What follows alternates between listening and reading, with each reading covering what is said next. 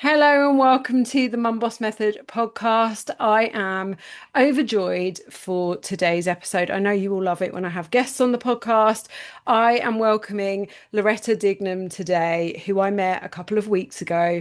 Loretta is the founder of the Menopause Hub, which you're going to hear much more about shortly. But we met a couple of weeks ago. I asked her to be on my podcast and I was overjoyed that she said hello.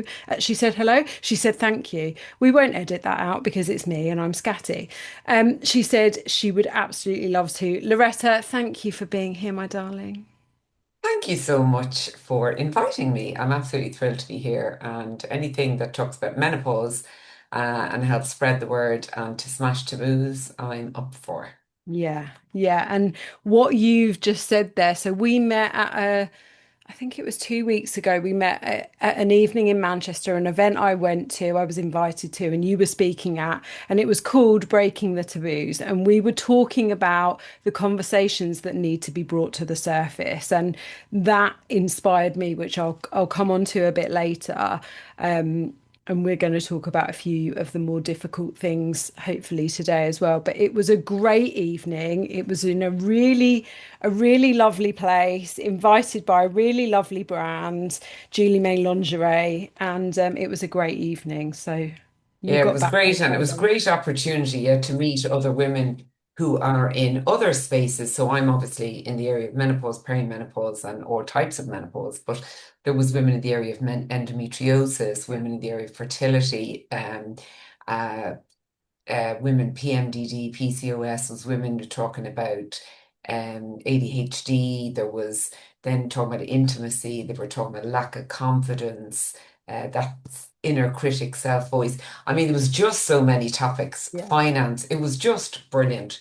yeah, And yeah, I think the more we talk about it, the more we demystify it, the more we normalize it, and then it just becomes part of normal life, to be yeah, honest. exactly. Um, And there was such a wide age range of women there, which I thought was really interesting. How so many of them had said that they were really interested. They want to hear more from those of us that are at the age of post menopause because Mm. we're leading the way for them. It Mm. gave me a huge sense of responsibility. Yeah, yeah, Um, absolutely. And I also feel, to be honest, that we're also giving them a gift. If you mm, look at, the women who went before us and the women who, broke down the barriers to women working in being in the workplace, women who could stay on after they had babies, just the different things that have pushed down the barriers. We're very grateful to those women for having pushed against the system.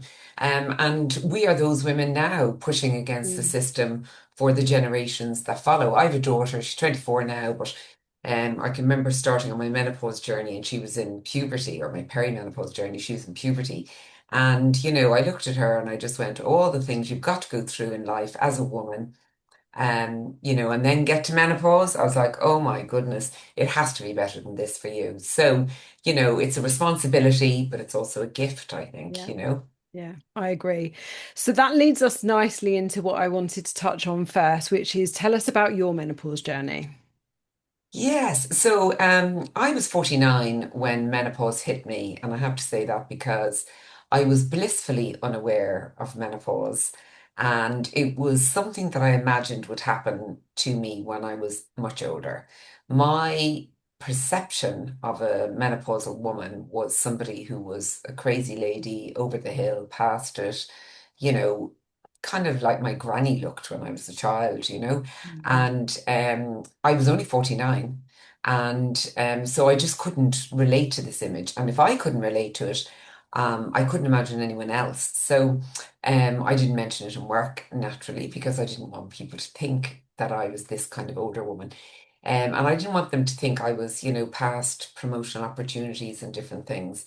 But anyway, I'd never heard the word perimenopause. So when I was 49, I had my last period, and my periods were regular every 28 days up until that, and then bam, last period, and I never got another period again. But very soon after that, I got hot flushes, and they were the Mm, only two things I knew about menopause. mm, And as I said, I'd never heard the word perimenopause, so all the symptoms that impacted me in my 40s. I never knew were connected. So Yeah. my doctor had sent me for a brain scan for my headaches. And they came back clear, thankfully. And then I got focal migraine and the headaches continued and there was no explanation. Then I had endless urinary tract infections. And I was on antibiotics all the time, and then I'd get thrush, and I was in this vicious cycle. And I developed, and there was no answer to that either. I developed gastric issues and had to go to get a camera put down. I had acid reflux, I had pains in my ankles. I had lost my mojo. I was fatigued. And when I went into a room, a big room, I would feel dizzy and have to hold on to something. I suppose they were night sweats when I look back, but because I wasn't getting up like I'd heard of other women, changing my bedclothes and everything, I just thought I was just a bit hot at night. Mm. But it was obviously some form of night sweats. And I could keep going on with the list. I mean, I had about 26 different symptoms in the end. And as a result, my son at one stage said to me, Mum, why are you always sick? And I said, I'm not. And then I started to think back and whatever. And I went, oh, yeah, I am. I said, I'm going to ask the doctor. So I have this doctor I no longer have naturally. Anyway, happened to be male, but it doesn't always have to be a male doctor. And I said to him, why am I always sick? And he said to me, oh, you're just having a bad run of things. Now, bear in mind, I was 45. The word perimenopause was never mentioned. Mm. So, I suppose after I tried everything natural under the sun because I was terrified of hormone replacement therapy based on no real information, just this headline about you know, that Women's Health Initiative study from 2002, even though I didn't know what that was, but all I knew is HRT must be dangerous. Um, anyway, didn't our mothers never took it. They powered through. So I was going to power through. Now, when I went to have my children in in the maternity hospital, I begged for the epidural from the minute I walked through the front door. So I wasn't going to power through childbirth, but somehow or another I was going to power through menopause.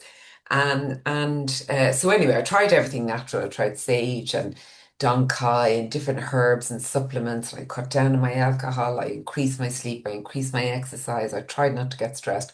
Cut down on the hot drink. I did everything, and Mhm. nothing was working. I then bought a magnet in Boots for €35 that I put in my underwear, and you put that underneath your belly button. And that was supposed to help with the hot flushes. Now, if I'd never got a hot flush, I would have thought I flew through menopause because bear in mind, I didn't know the other symptoms were connected.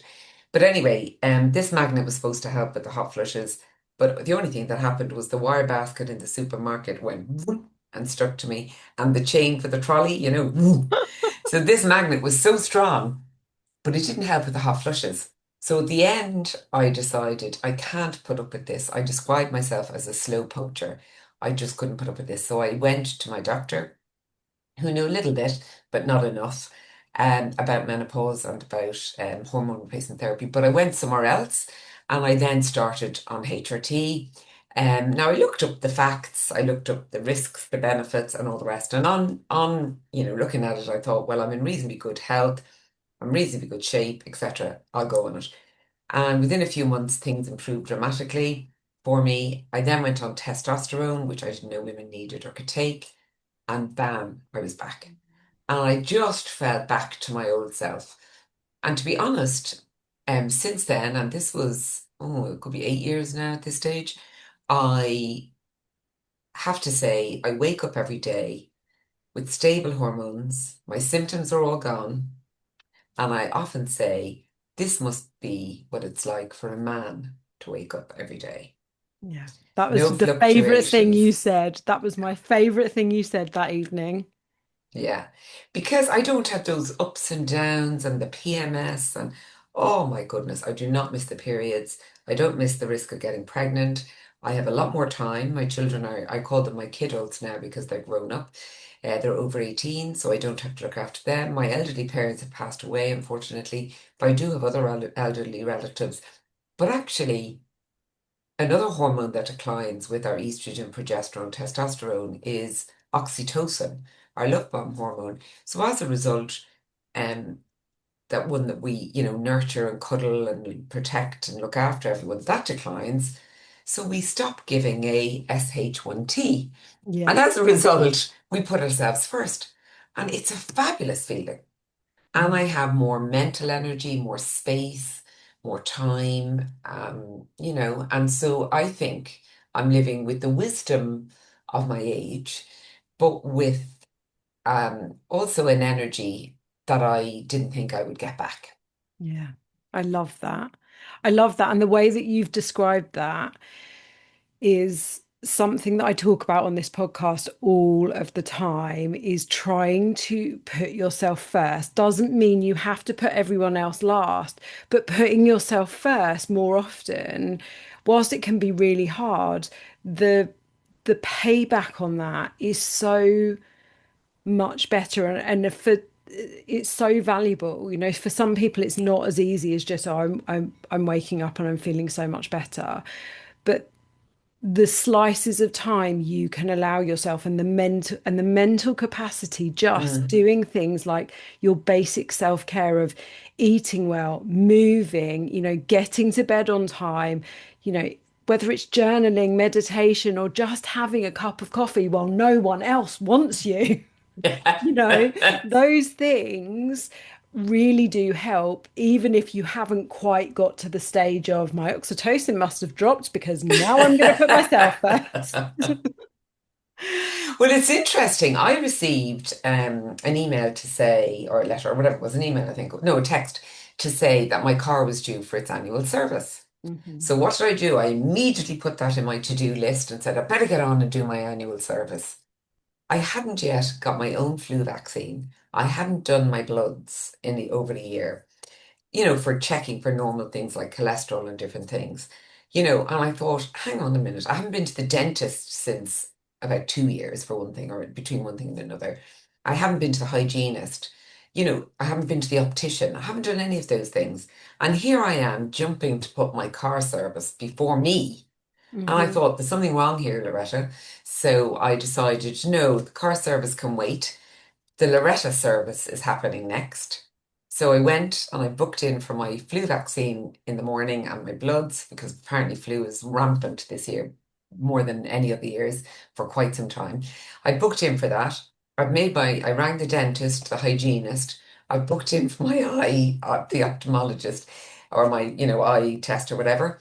And I'm going to do in December the things for myself Yeah. because how easy is it to look after a steel or whatever aluminium vehicle outside the front of my house Yeah. when actually I am so important to Yeah. this. Do you know what I mean? Yeah. Without you having your service, the Yeah, wheels fall off of everything else. exactly.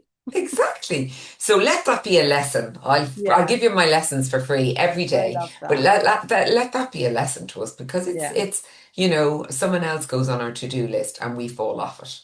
Yeah, absolutely. I couldn't agree more. So then tell us how the Menopause Hub was born. Because Yeah. the other thing that we discussed or you discussed on that evening was just how different the services are between the UK and Ireland. So Yeah. yeah, I'm really interested to know how the Menopause Hub was born. Yeah, so anyway, once I got my own self and my hormones sorted out, I decided to talk to more women and find out about their experience. And I was having a cup of coffee with a woman who was turning 60 that following weekend, and she picked the menu and fanned her face, and I thought she felt faint, and I said, "Is everything okay?" And she said, "Oh no, I'm just having a hot flush." And I said to her, "And you're turning 60 next weekend? How long has this been going on?" She said, "Oh, about 10 years." And this woman was one of my, I suppose, role models, somebody that I really looked up to from a career and industry perspective. And I'd worked in marketing, consumer communication strategy, branding, all that sort of stuff with big Mm. multinationals. So I was in the corporate sector and I was in very, senior roles, what they call C-suite. So sort of marketing director kind of level. And so I was speaking to this woman and I was like, my goodness, why didn't you go somewhere? And she said, I didn't know who to go to. I didn't know who to trust. And that morning was in January, I think it was the 18th of January 2018. I decided that's it. I'm going to do something about this. So I decided I would set up Ireland's first dedicated menopause clinic. I don't have a medical background. You've heard I worked in the corporate sector in marketing and so on. Um, but I wasn't deterred by the fact that I didn't have a medical background. I thought this is a great concept. I spoke to women. They said, absolutely, when are you opening? Put us on your waiting list. I said to men, what do you think of this as an idea? And they all said to me, um, it's great. Is there not one of those already? And then when I spoke to medics and doctors, medical doctors, they said, oh, there's no need for that. We have that covered. And I'm going, well, if there's no need, how come so many women are suffering? So I decided in January that I would open a clinic. I found a doctor who probably knew the most about menopause in Ireland, and I asked her, would she come and work with us to open the clinic, which she did. And so I opened on the 18th of December, sorry, on the 6th of December, which is coming up this week. So I Yeah, opened on the 6th of December. I'm having our Christmas party actually that night, so that'll be a bit of fun. But I opened on the 6th of December in 2018, and we had a waiting list.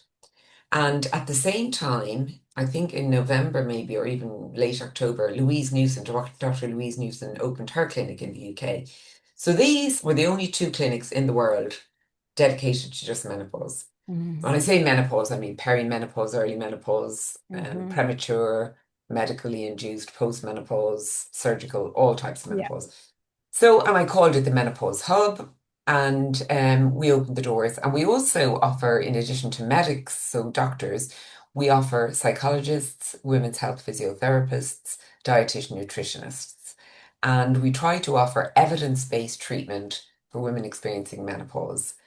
The cornerstone of everything we try to do is around diet and lifestyle, which is really important. And then, we're talking to women about, the severity of their symptoms, the type of symptoms, what approach they would like to use to alleviate those symptoms, if hormone replacement therapy is suitable for them or they're suitable for it, then that would be prescribed. We then bring women back after. So the first review consultation, sorry, the first consultation is about 30 minutes. Then we would bring them back after 3 months for a follow-up review consult, and then twice a year, usually after that. mm, I'm passionate about women advocating for themselves, women seeking help. Our mother's generations suffered in silence. yeah, Uh, they were, I don't know what you called it in the UK, but we called it, they took to the bed, they suffered with their nerves, they were on Valium, they went into psychiatric institutions, they disappeared from society, and it was called the change. yeah, And I just said, no more. We can't have this anymore. That's wrong. Half the population will go through menopause, assuming they live long enough. We're not a minority group. yeah, We're half the global population. And yet we had to put up with this in silence. There was no services available, very little research done. And I just think, women are second class citizens when it comes to, well, many things, but in particular health. So I said no more. So that was the real driver behind the clinics. COVID happened. So that was 2018. COVID happened in 2020. 2020, yeah, wow. yeah, And I thought, oh dear, that's us, we'll be closed. But actually, we moved into telehealth video. So that meant that more women from around the country could actually come, avail of our services because they didn't have to travel by train or bus or whatever or yeah, drive. They could actually go online and do a virtual consultation. And that's been proven very effective. And so what we've done then is we've opened two more clinics. So we've two in Dublin, sort of the north side, the south side, and then one in Cork, which is our second biggest city.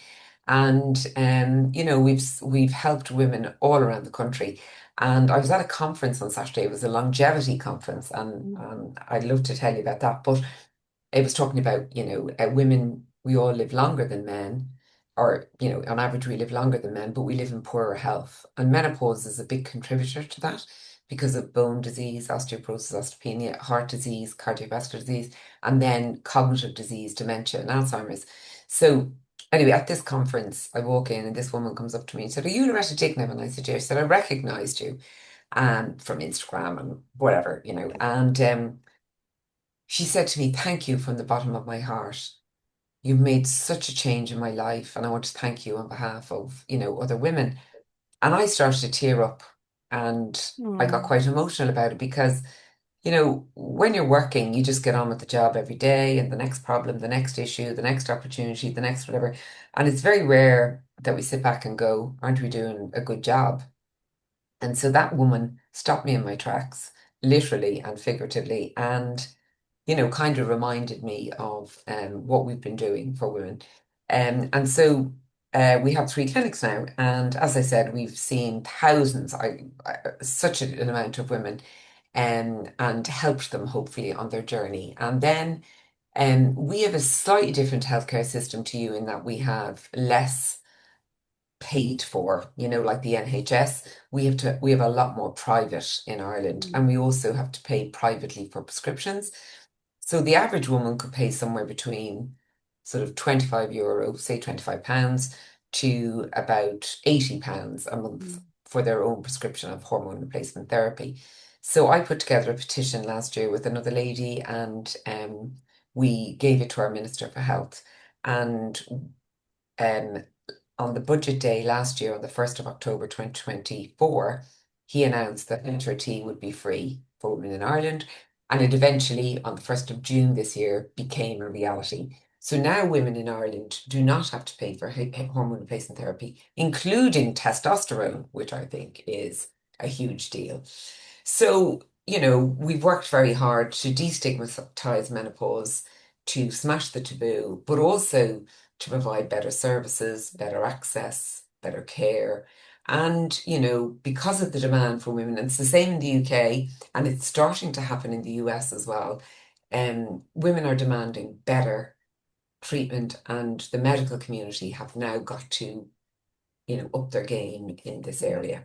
Yeah. And I think that's been a very positive thing for women. Yeah. I got really emotional on your behalf then. How incredible is that?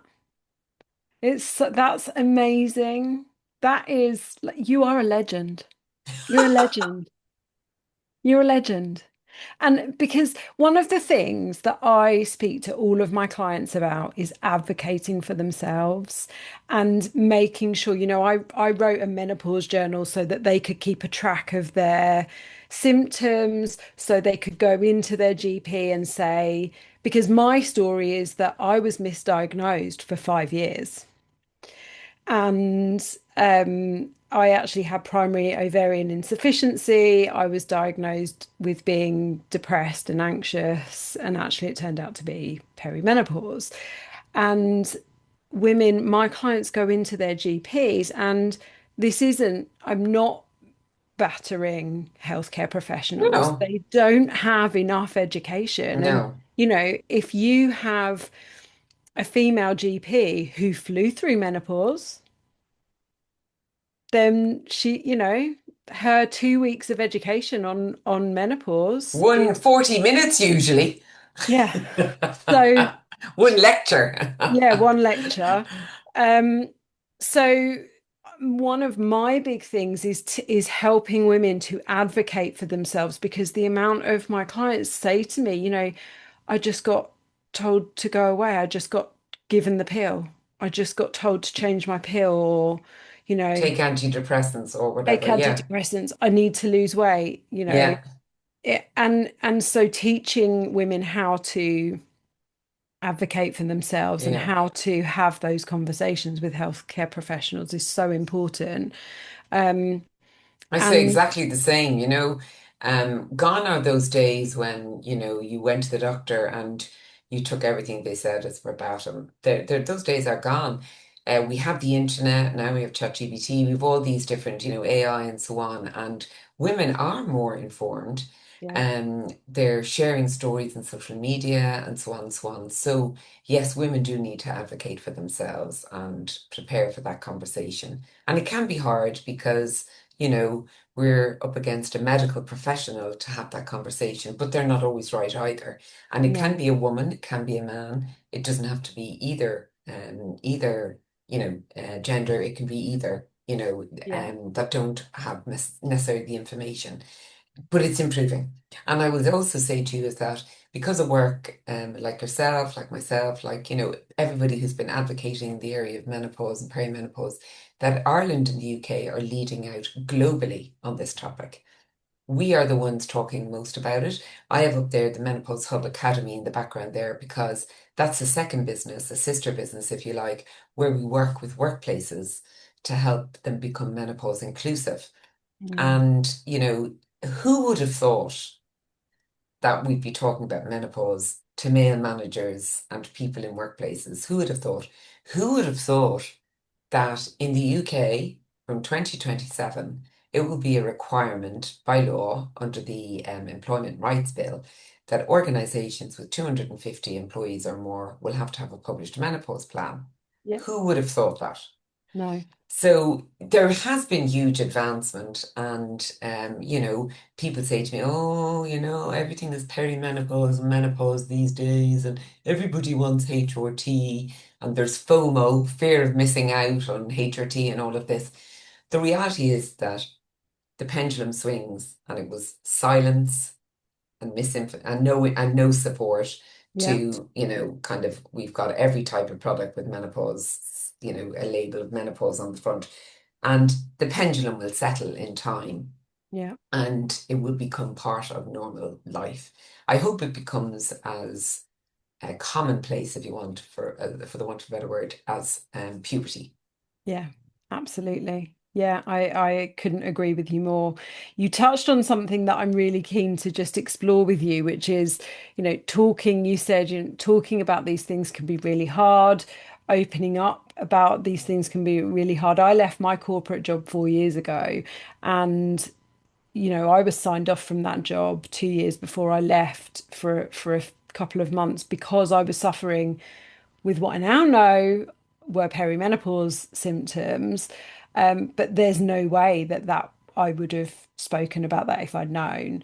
And and the topic of the event that we were both at and that you spoke at was breaking the taboos, and we were talking about some of those really tough conversations, not just menopause, not just the symptoms that you're talking about, but actually, as I said to you before I hit record, it really inspired me that we don't talk enough about some of the conversations that feel a bit sticky.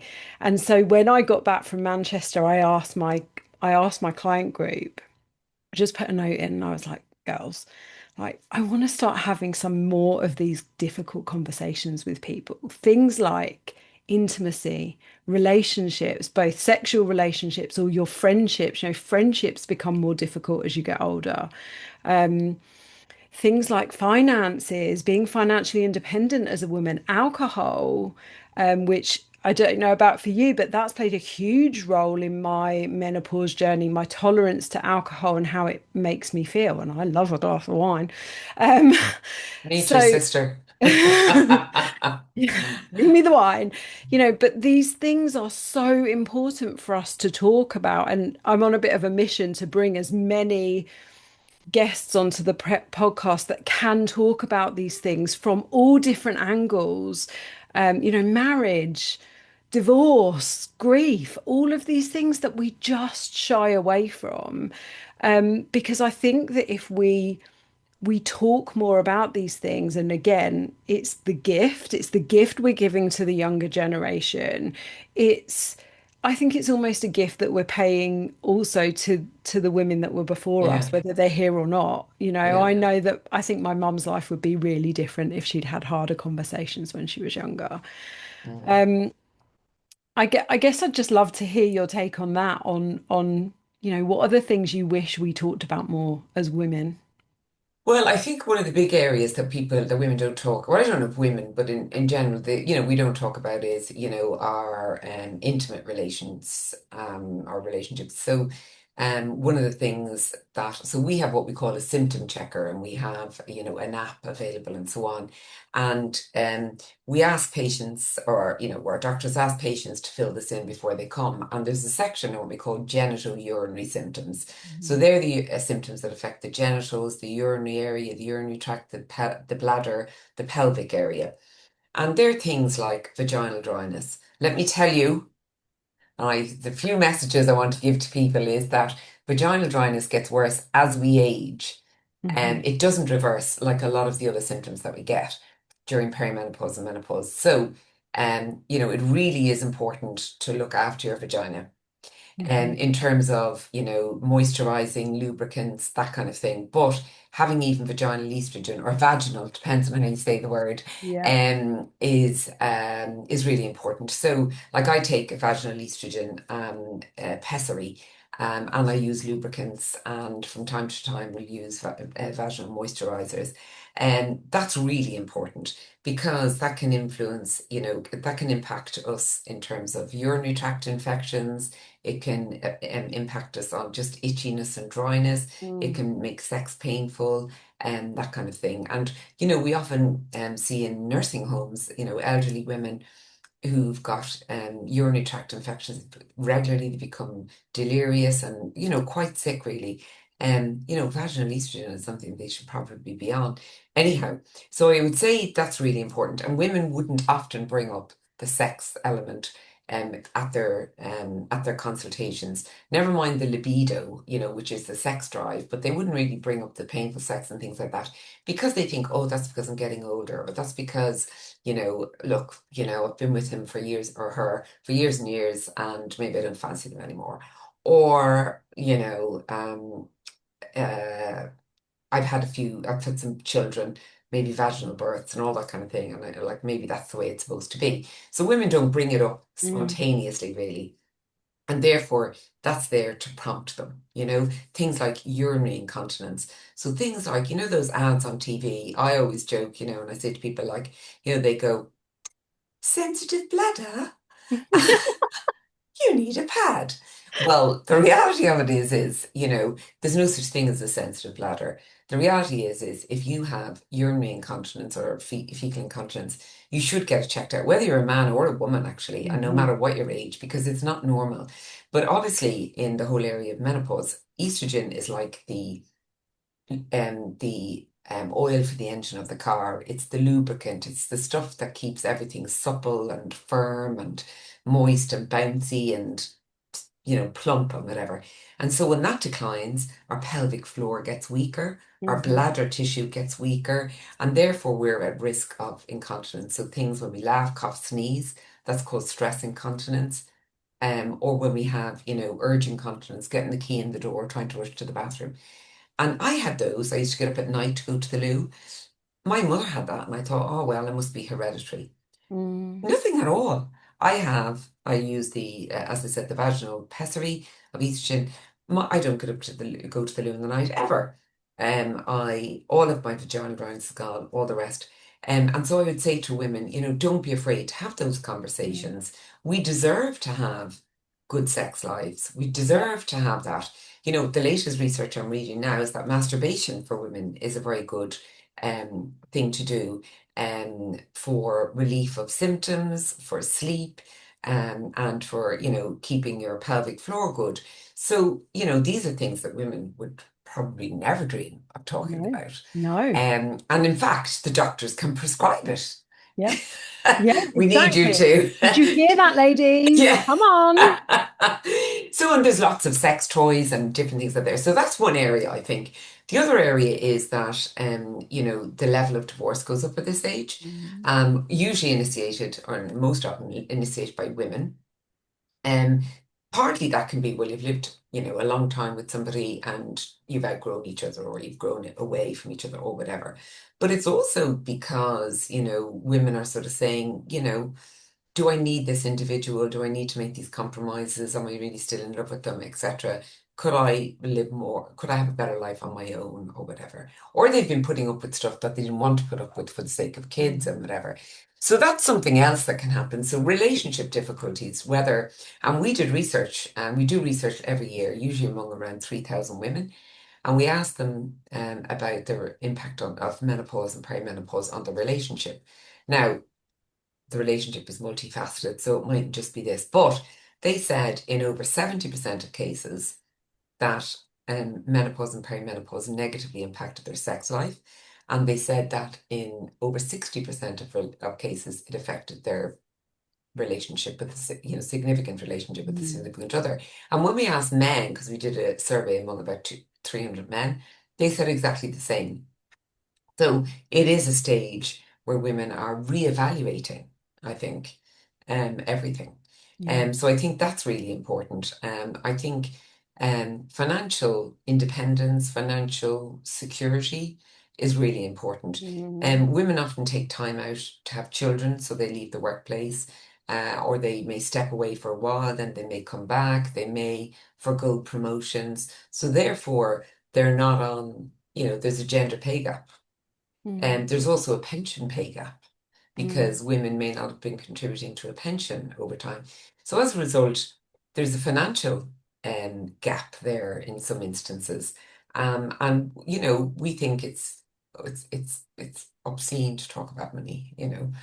And the reality of it is that we should all be chatting to each other. Have Yeah. you got a pension? What are you Yeah. doing? How are you managing? How are you saving? And sharing that kind of stuff. And so I think that's another area Yeah. that's really important. And then the other area that's coming up a lot is um, ADHD and neurodivergency in terms of Mm. those kind of things, is that women are very good at masking that.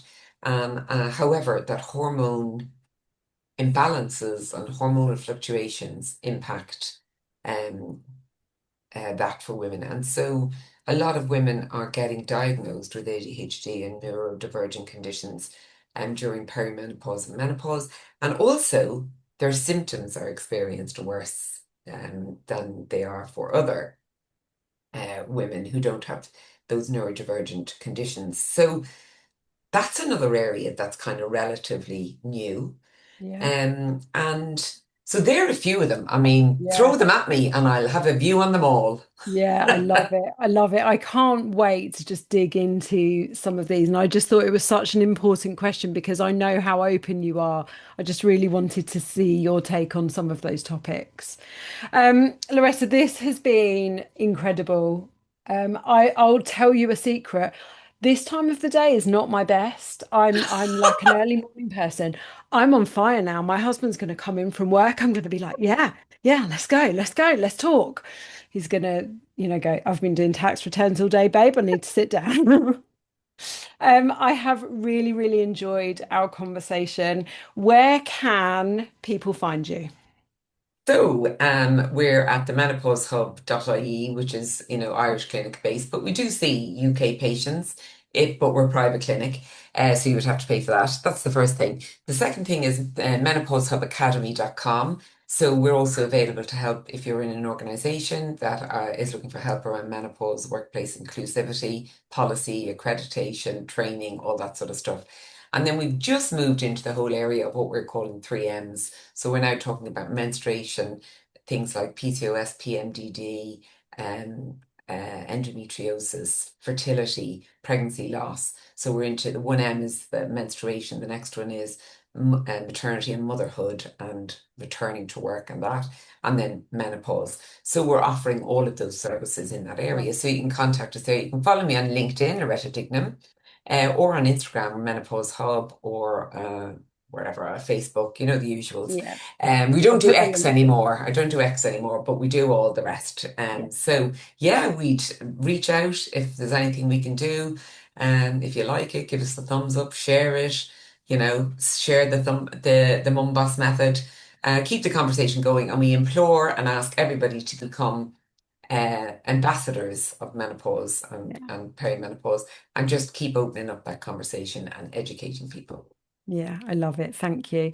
And as a hot woman, and my one of my programs is called Hotter Than Hell. Loretta, tell us, what do you do that makes you feel hot? Oh, what do I do? I just look in the mirror every morning. No, I love that.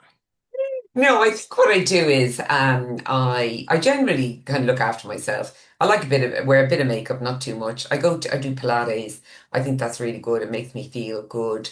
I dance, I sing, I socialize. I have a few glasses of wine. I love life. I love people. Like all of that, the mixture, my children, my family, just a whole mixture of everything. Not too much of one thing, Yeah, because all work and no play makes Loretta a dull girl. So it's a bit of everything. I love that. Thank you. Thank you so much for your time. I really appreciate Thank it. you. Great to see you, Chrissy. Thank you. If you like this, share it, everyone, and I'll see you next week. Bye.